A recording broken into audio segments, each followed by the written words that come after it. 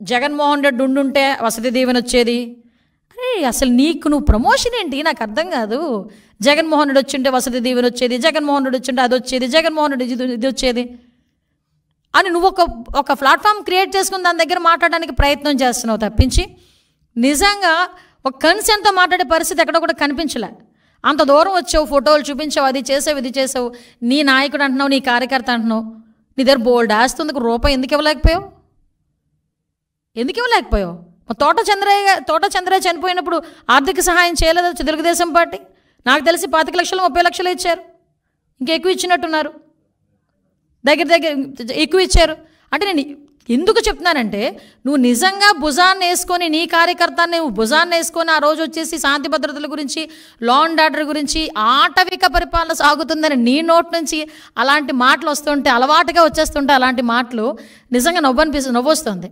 ఈరోజు నేను ఒకటే చెప్తున్నా, అప్పీల్ చేస్తున్నా పబ్లిక్కి కూడా, దయచేసి ఒక్కసారి మీరు కూడా ఆలోచన చేయండి.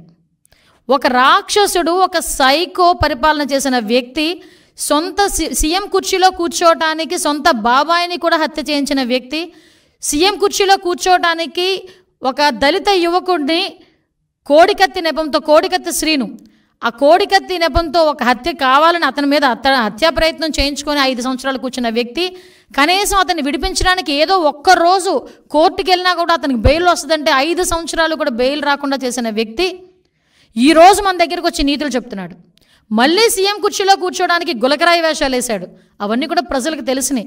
అఫ్కోర్స్ అదృష్టం కొద్దీ అది ఎవరు కూడా నమ్మలేదు. ఒక సొంత బాబాయిని హత్య చేసినప్పుడు హత్య చేయించిన వ్యక్తిని అవినాష్ రెడ్డిని ఈ తప్పు చేసుండకపోవచ్చు, నాకు తెలిసి చేసుండకపోవచ్చు అని ఒక వ్యక్తిని, అనుమానాస్పదంలో ఉన్న ఒక వ్యక్తి గురించి ఒక సీఎం పొజిషన్లోని ఒక స్టేట్మెంట్ ఇవ్వగలిగాడంటే అతని తాలూకా సైకో నేచర్ ఒకసారి ఆలోచించండి.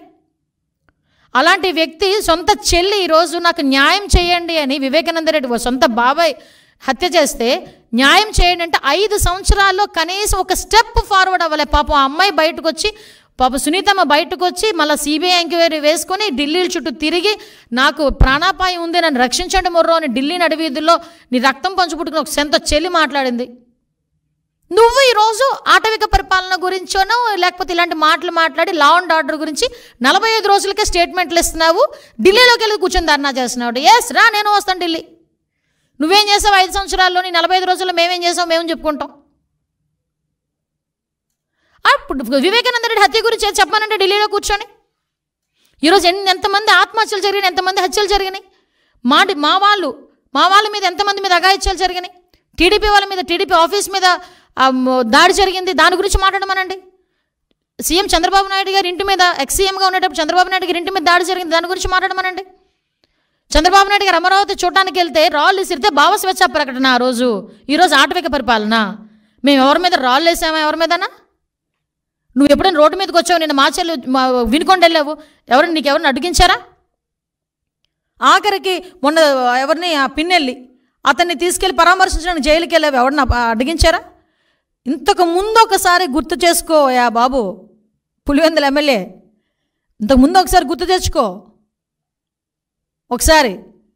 ఇవన్నీ చేసి ఈరోజు తిరిగి మా మీద ఇంకొకటి, నిన్న మొన్న సాక్షి పేపర్లో అదొక పాంప్లెట్ పేపరు, నా సాక్షి పేపర్లో ఈ వెహికల్ గురించి మాట్లాడారు, జగన్మోహన్ రెడ్డికి ఇచ్చిన వెహికల్ గురించి.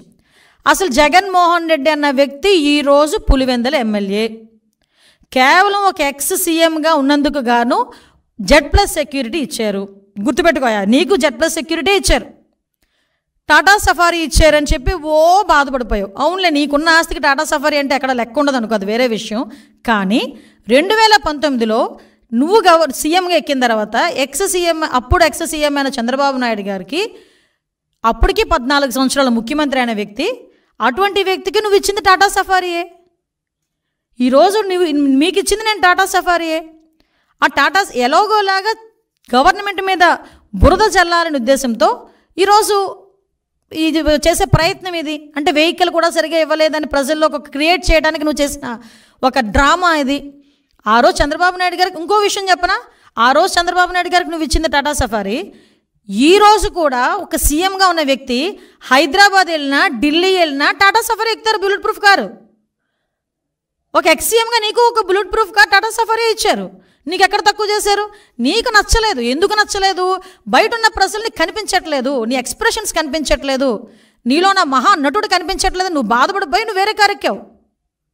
నువ్వు వేరే కారు ఎక్కినా కూడా బీపీ కారు వెనకాతలు వచ్చింది, నీ వెనకాతలు తిరిగింది. అది ఎక్కడ కూడా ప్రోటోకాల్ కూడా వైలేట్ చేయలేదు, నీకెక్కడ కూడా సెక్యూరిటీ తగ్గించలేదు, నిన్నెక్కడ కూడా ఇబ్బంది పెట్టలేదు, నీ ఇంటి మీదకి ఎవడు దాడికి రాలేదు, నువ్వు ఎక్కడికైనా వెళ్తానంటే పోలీసులతో తాళ్ళు కట్టలేదు. సో ఎక్కడ ఆటవిక పరిపాలన జరిగిందో ఒక్కసారి నువ్వు నేను చర్చించుకోవాలి.